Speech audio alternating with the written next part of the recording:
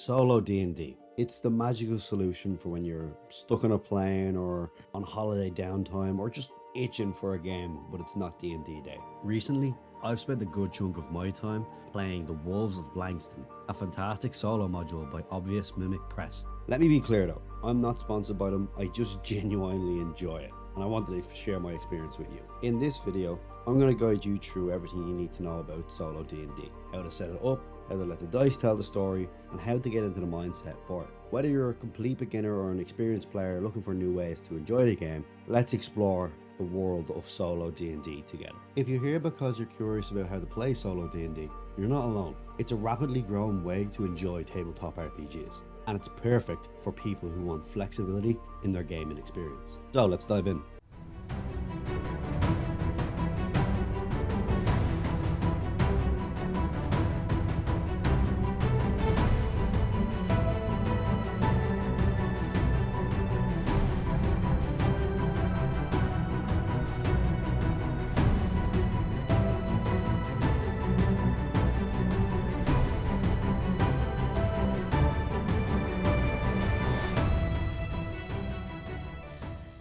During my holiday this year, I had a few hours of downtime here and there, so I decided to dive into Wolves of Langston. It's a really well crafted mystery adventure designed specifically for solo play. One moment that stood out to me, I was fighting alongside one of the main characters in the story, battling small tree-like creatures. Combat was chaotic, but incredibly fun. It reminded me how immersive solo D&D can be. Another strange encounter involved a red wolf. It was sneezing, clearly unwell, and had some sort of disease. The interaction left me with more questions than answers, and I'm itching to go back and finish the adventure to uncover more of the story. But hopefully I'll get around to it eventually. I haven't had time to play it recently. The writing and world building in this module felt alive. That's not easy to accomplish in a solo set, but don't worry, I won't spoil any more details because honestly, this module you need to experience it yourself. The beauty of solo play is that it's your story, and even if you play the same module as someone else, your experience will be truly yours. What made this adventure so memorable for me was how I felt like I was uncovering a breathing and living world, while also playing solo. It's the moments like these that make solo D&D so rewarding. You're not just playing a game, you're creating an experience that's deeply personal. And it's your own story, so it has your own twists, your own plots, and everything's just tailored for you.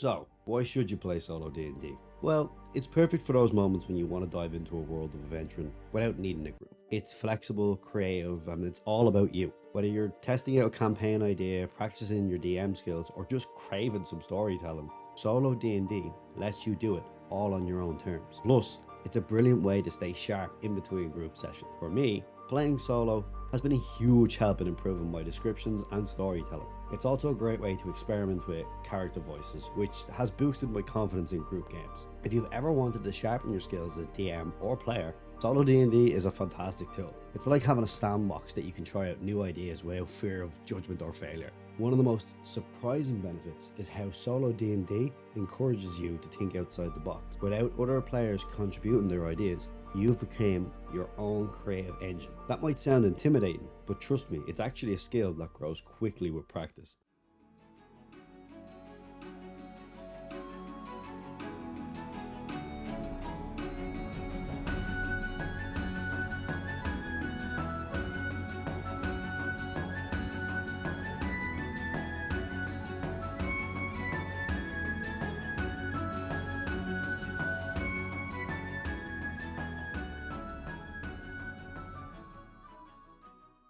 Starting solo D&D might sound intimidating, but it's actually easier than you think. All you really need is a copy of the player's handbook and maybe the Dungeon Master's Guide. If you're traveling light, PDFs or even streamlined versions of the rules work just as well. When it comes to your dice, whether you prefer a physical set or a digital app, it doesn't really matter. Whatever works for you. And if you're working through a pre-written module, let's say like the Wolves of Langston, you'll find everything you need that's included in it, making the setup even simpler. Randomizers are a fantastic thing to have in your toolkit. Tools like Mystic GM Emulator or Universal NPC Emulator or even an old school encounter table can keep your game unpredictable and engaging. Personally, I love to keep notes as I play, whether it's in a notebook, on voice memos, or using something like Obsidian, which is what I use. It adds depth to the experience, and you'll enjoy looking back on your adventure later. While maps and minis are great for visuals, they're entirely optional. The focus should always be on the story. Everything else that comes with it are just added bonuses.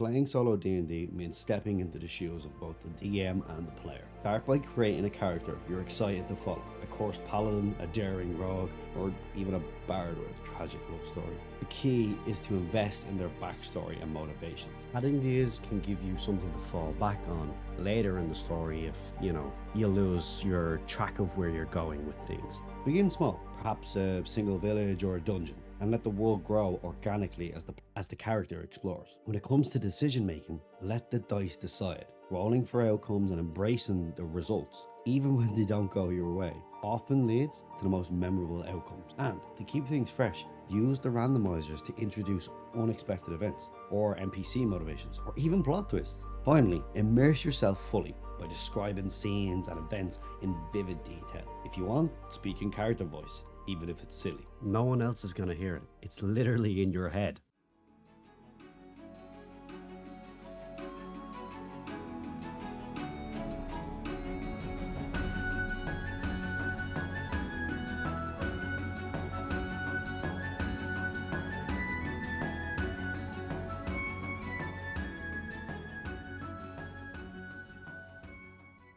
Here's the trick to solo D&D. Don't overthink it. The goal isn't to create a flawless campaign. It's just to have fun and tell a story. So let the dice guide you and embrace chaos. It's your game, your rules, your story, so just enjoy the ride. Another tip, don't be afraid to pause. Sometimes stepping back to reflect on your choices or add details can make the game even more immersive. Think of solo D&D as a creative exercise, not a performance. You don't need to get everything right. And if something needs changing, change it. One more mindset shift. Treat the unpredictability as a feature, not a bug. The randomness of dice and tables is what makes solo D&D feel alive. Lean into those surprises.